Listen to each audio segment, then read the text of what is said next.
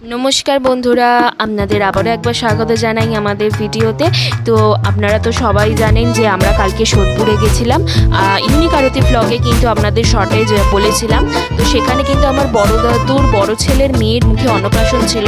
অন্নপ্রাশনের অনুষ্ঠানটা কিন্তু অনেকদিন আগেই হয়ে গেছিলো, আর খাওয়া দাওয়াটা কিন্তু ছিল কালকে।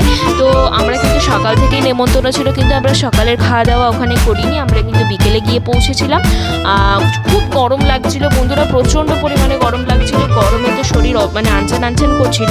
তো ওখানে কি কি খাইয়েছে সেটাই তোমাদের দেখাবো। তো দেখো, আমাদের কিন্তু মা, দাদু, মামা সবাই মিলে কিন্তু গিয়ে আগে এই কাউন্টারে চলে এসেছে। এখানে কিন্তু কাঁচা আমের ঠান্ডা ঠান্ডা শরবত দিচ্ছিল। তো আমিও হাতে একটা ধরে নিয়েছি, দিদা আমাকে দিয়ে দিল, এবার দিদাও কিন্তু নিয়ে নিচ্ছে। সবাই আর গিয়ে কোনো কিছু দেখার সিন নেই, কি ঘুরে দেখবে, সঙ্গে সঙ্গে কিন্তু এই ঠান্ডার জায়গায় চলে এসছে যেখানে এরকম ঠান্ডা ঠান্ডা শরবত পাওয়া যাবে।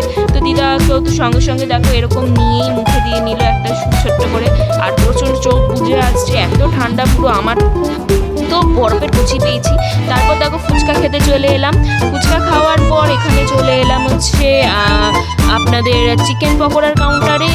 খুব একটা ছোট পাতার মধ্যে দেখতেই পাচ্ছেন যে চিকেন পকোড়া দিচ্ছে। চিকেন পকোড়ার সাইজগুলো কিন্তু খুব সুন্দর ছিল, ছোটো ছোটো কিন্তু এত টেস্টি ছিল। আর প্রত্যেক কটা চিকেন পকোড়া কিন্তু খুব ক্রিস্পি ছিল। হ্যাঁ, তার উপরে জলজিরা দিয়ে দিয়েছিল, আর কাঠি দিয়ে এইভাবে গুজে খেতে কিন্তু খুব সুন্দর লাগছিল। দেখো, সমস্ত কিছু হয়ে যাওয়ার পর তো এবার আমরা খেতে চলে এসেছি রাত্রির ডিনারে। এবার আমরা তাড়াতাড়ি করে ফার্স্ট ব্যাচে কিন্তু বসে পড়েছি, কারণ আমাদের কিন্তু নীল আছে, আমাদেরকে আবার নিয়ে যেতে হবে ওখানে, আবার বাসের প্রবলেম আছে, খুব সমস্যা।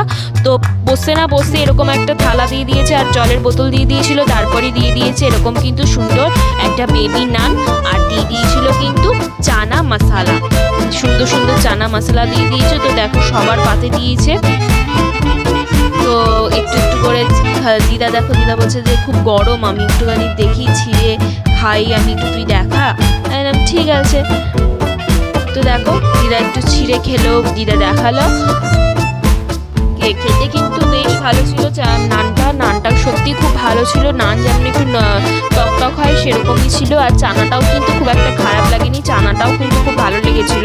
আর নীলও কিন্তু একটা প্লেট নিয়ে নিয়েছিল, কারণ ও খাবে, ও নিজে তো সব খাবার তো খাবে না, নিজে একটু খাটবে, খেলবে, এই কারণে, কারণ ও ঘুম এসে গেছিলো বলে ওর আরও সমস্যাটা হয়েছিল। তো দেখো, ও বসে রয়েছে।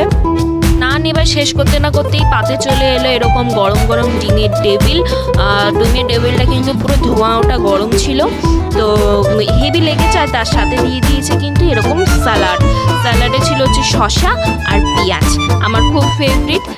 পেঁয়াজের থেকেও যেটা ফেভারিট সেটা হচ্ছে কিন্তু শসা।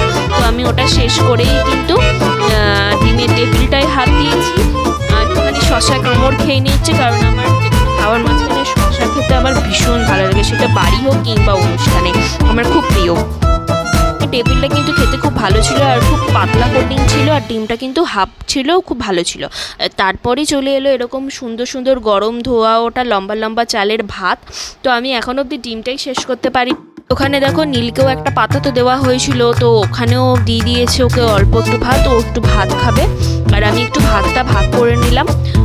ওখানে দেবে হচ্ছে গরম ধোয়া ওটার ডাল, এখানে একটু নর্মাল ডাল, কোনো ভেজ ডাল নয়। কিন্তু বন্ধুরা, কি এটা ছিল আমি বুঝতে পারছিলাম না, শুধু দেখছিলাম কারি পাতা ছিল আর বাদাম টাইপের কিছু ছিল, আমি ঠিক বুঝতে পারছিলাম না। তো ডাল দিয়ে একটুখানি অল্প করে ভাত মেখে নিলাম, আর খাবো হচ্ছে সেটা শসা দিয়ে আর লেবু চিপে। ওরই সাথে দিয়ে দিল ডাল দিয়ে খাওয়ার জন্য এরকম ঝুরঝুরে আলু ভাজা। তোমরা জানিও যে তোমাদের কাদের এরকম ঝুরঝুরে আলু ভাজা খেতে ভালো লাগে ডাল দিয়ে, আমার তো খুবই ভালো লাগে।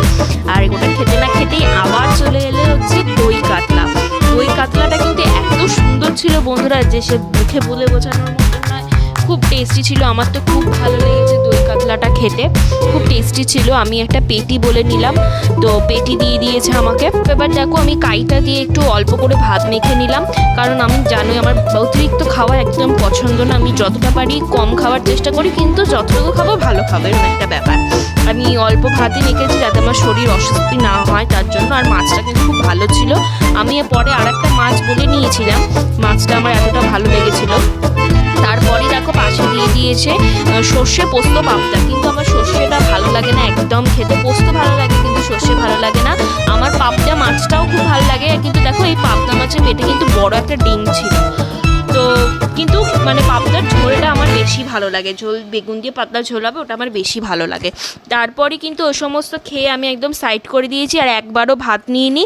আর তারপরেই চলে এসেছে কিন্তু সঙ্গে সঙ্গে চাটনি, আমের চাটনি দিয়ে দিয়েছে পাশে, আর সাথে এরকম দিয়ে দিয়েছে পাঁপড়। আর এরকম পাঁপড়ের সাথে চাটনি লাগিয়ে খেতে কার কার না ভালো লাগে বলো তো? আমার তো সাথে